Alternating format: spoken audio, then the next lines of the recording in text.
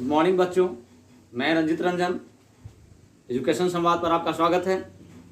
आज का class 12 class का फिजिक्स का क्लास होगा, जो आपका इस क्लास को लेकर आ रहे हैं श्यामनंदन प्रसाद शर्मा जी। आए और बच्चों को फिजिक्स का क्लास स्टार्ट करें।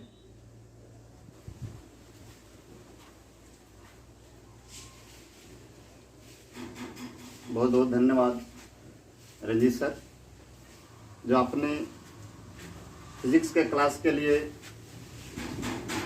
इस चैनल पर आमंत्रित किया है। बच्चों देखिए, आज हम सिद्ध करेंगे उत्तर लेंस में कि 1/f = 1/v - 1/u। बहुत अच्छा क्वेश्चन है। इसको सही तरह से एक एक लाइन पर ध्यान दिया जाए तो कोई जटिल नहीं है। बहुत कम समय में इसको हम लोग सिद्ध कर ले सकते हैं। पहले इस क्वेश्चन को सिद्ध करने के लिए, इस थ्योरी को सिद्ध करने के लिए एक उत्तल लेंस का डायग्राम बनाते हैं।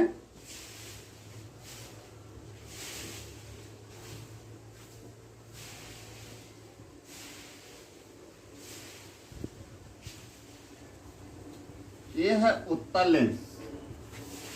जैसा कि नोट्स में लिखा गया होगा, बताया गया होगा कि वैसे लेंस जो बीच की भाग मोटा तथा किनारे की भाग पतला हो, उसे हम उत्तल लेंस कहते हैं। दोस्तों, देखने में भी उस तरह की है, बीच में मोटा, किनारे में पतला।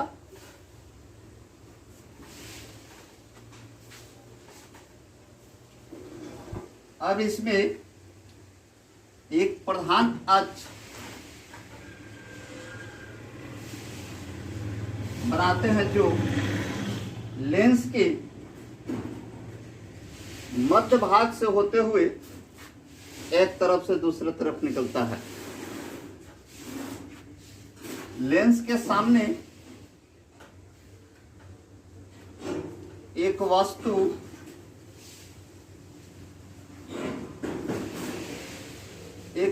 रखते हैं, जो ए और बी कह सकते हैं। लेंस के सामने एक वस्तु रखते हैं और वे वस्तु ए और बी नामकरण करते हैं। ए बिंदु से एक किरण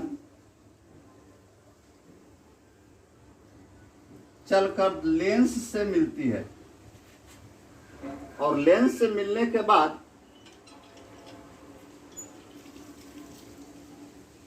वे दूसरे तरफ प्रधान अक्ष को परिच्छेद करते हुए बाहर निकलती है।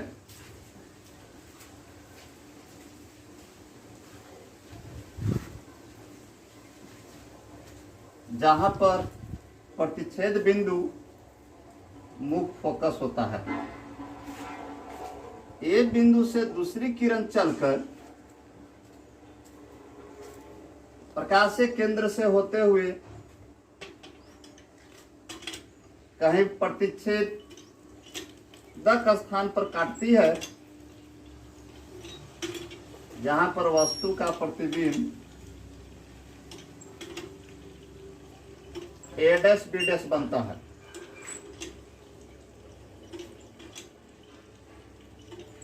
और यह आपका लेंस का प्रकाशीय केंद्र OA है। ए से किरण एक चलती है, इसका भी हम नामकरण कर सकते हैं। इसको हम P कहेंगे, M, N। एक उत्तल लेंस है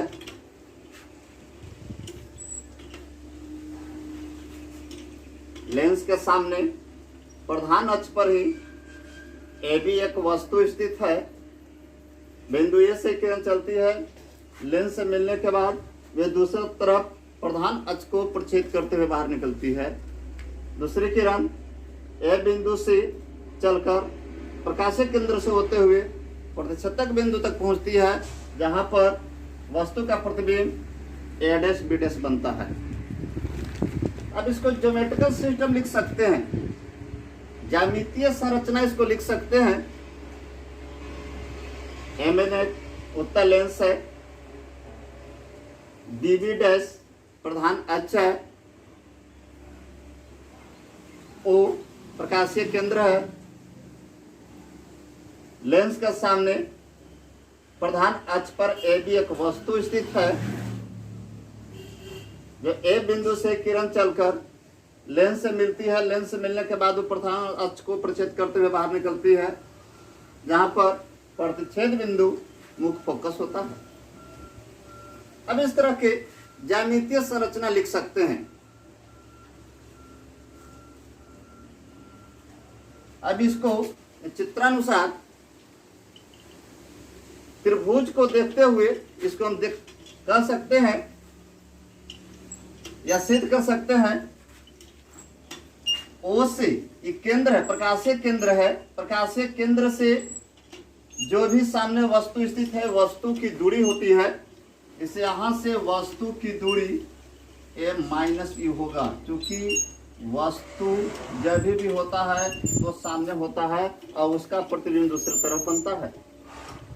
यहां से इस जगह से इधर अगर दाएं साइड में देखा जाए तो यहां से अगर ये मुख्य फोकस होगा और वे लेंस के पीछे है, आभासी है, इसलिए प्लस एफ होगा। और यहां से ये वस्तु है, तो वस्तु का प्रतिबिंब जो बनेगा ये प्लस भी होगा। ये आपका चिन्ह परिपाटी में बतलाया जाएगा।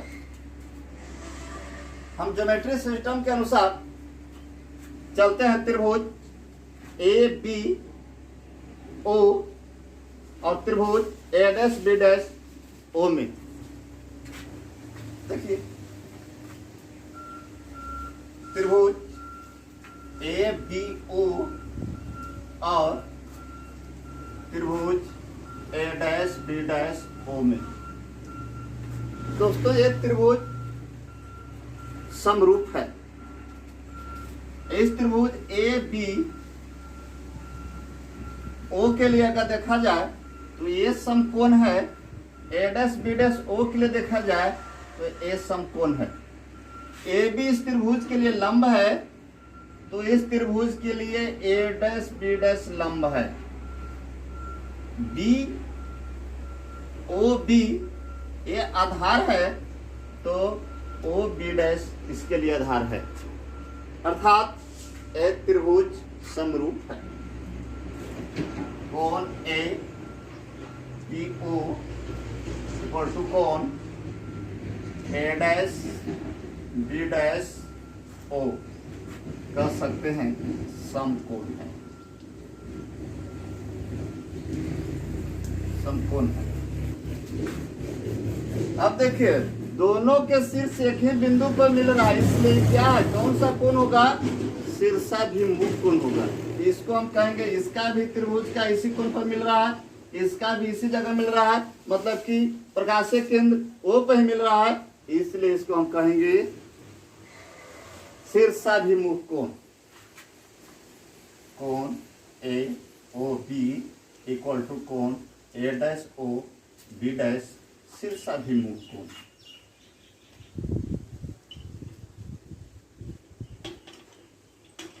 शीर्षाभिमुख कोण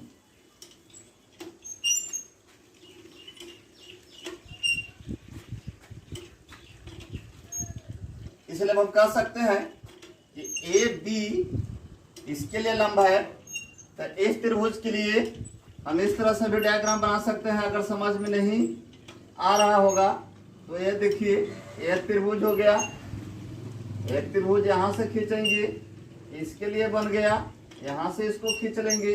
यहाँ पर देखिए ये त्रिभुज का समकोण यहाँ है, इस त्रिभुज का समकोण यहाँ है, अलग अलग कर सकते हैं, दोनों मिलेगा, यह शीर्षाभिमुख कोण होगा, ये इसके लिए लंब है, फिर इसके लिए लंब है। A B by A dash B dash. अब हम आधार का देखते हैं, ओ बी बटा डी ओ बी डैश, इसको समीकरण कहेंगे फर्स्ट। पुनः आप देखिए, अब यहां से चलते हैं, एक भी एक त्रिभुज है, यहां से यहां तक त्रिभुज है, यहां से यहां एक बी डैश ए डैश, ये भी त्रिभुज है, पी ओ एफ एक त्रिभुज बनेगा, ए डैश बी डैश एफ ये भी एक त्रिभुज बनेगा, और दोनों यहाँ एक शीर्षाभिमुख कोण होगा। इसको भी बना सकते हैं, इसको भी कह सकते हैं इस तरह के, यहां से बनेगा, ये आएगा, इसको भी कह सकते हैं, इसको हम पी कहेंगे, इसको वो कहेंगे, इसको एफ कहेंगे, इसको भी ए डैश है, ये बी डैश है, दोनों यहाँ मिलेगा अंक एक कोण पर, बिल्कुल त्रिभुज बनेगा। यहाँ पर पुनः त्रिभुज पी ओ एफ और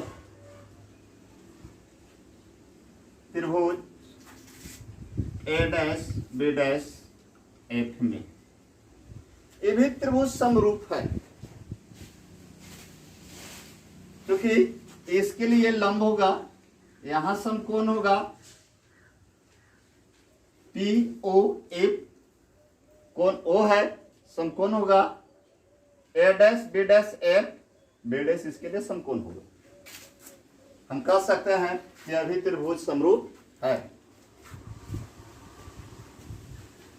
यह भी त्रिभुज समरूप है।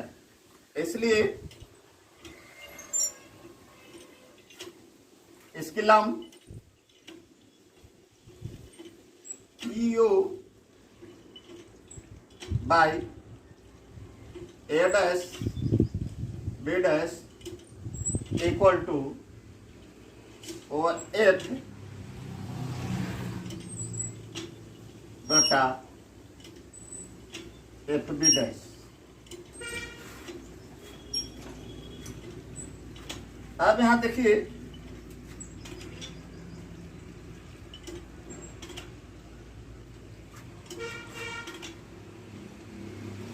A B equal to P O, मतलब कि इस तरह से हम दिखा सकते हैं,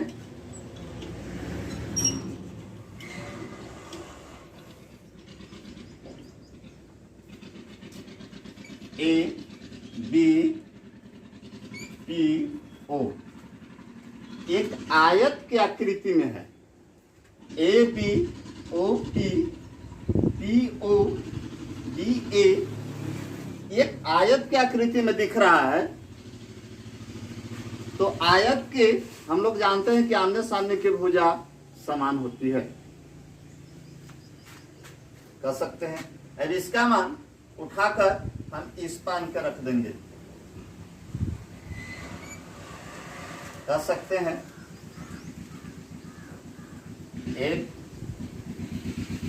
A B by A dash B dash equal to O F B dash, इसको इक्वेशन सेकंड कहेंगे। अब लिखेंगे समीकरण फर्स्ट और सेकंड से,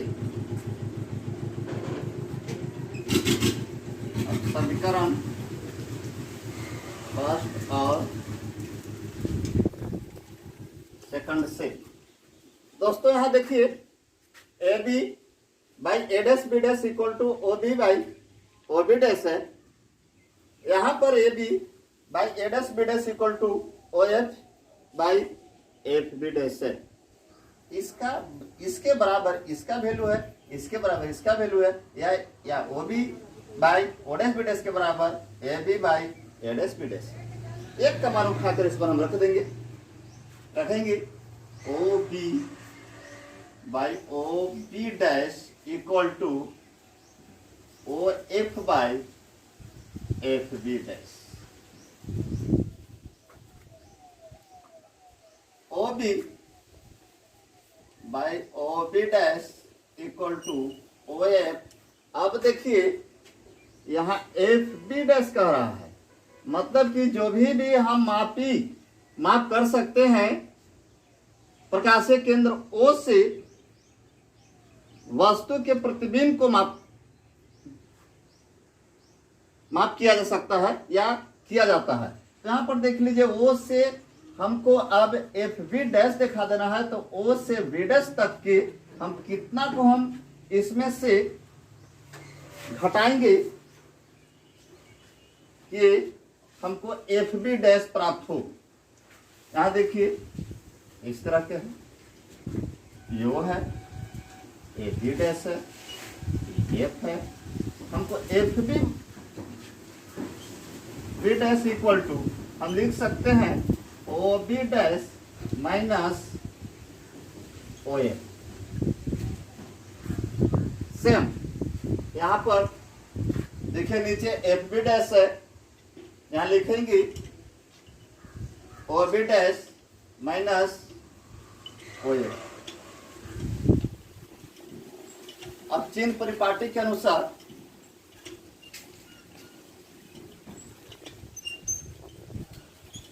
चिन्ह परिपाटी के अनुसार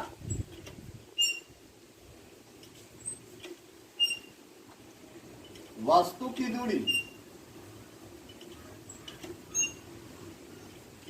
दूरी O B equal to minus U, प्रतिबिंब की दूरी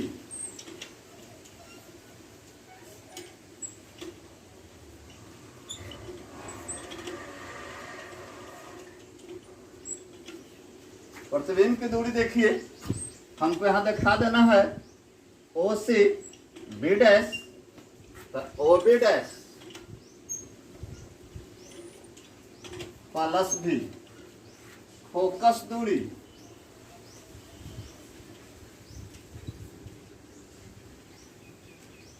कर सकते हैं O F equal to plus A.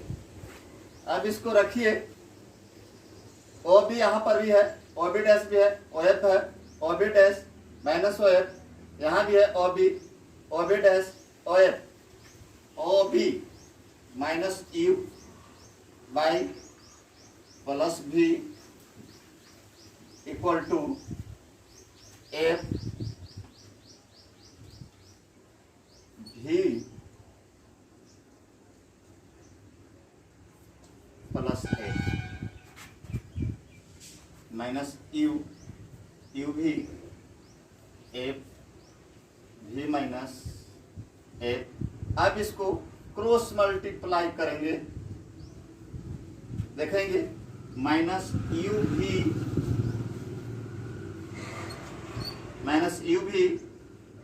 Minus minus plus, minus गुने माइनस, माइनस यू है माइनस एफ है, plus U F equal to F भी। ये दोनों प्लस में है इसलिए हम एफ भी लिखेंगे। अब इसको लिख सकते हैं कि माइनस यू भी plus U F equal to F भी। अब इस समीकरण में हम दोनों तरफ यू भी एफ से भाग देंगे, देखते हैं, लिखेंगे। अब यू भी एफ से भाग देने पर यहां पर लिखते हैं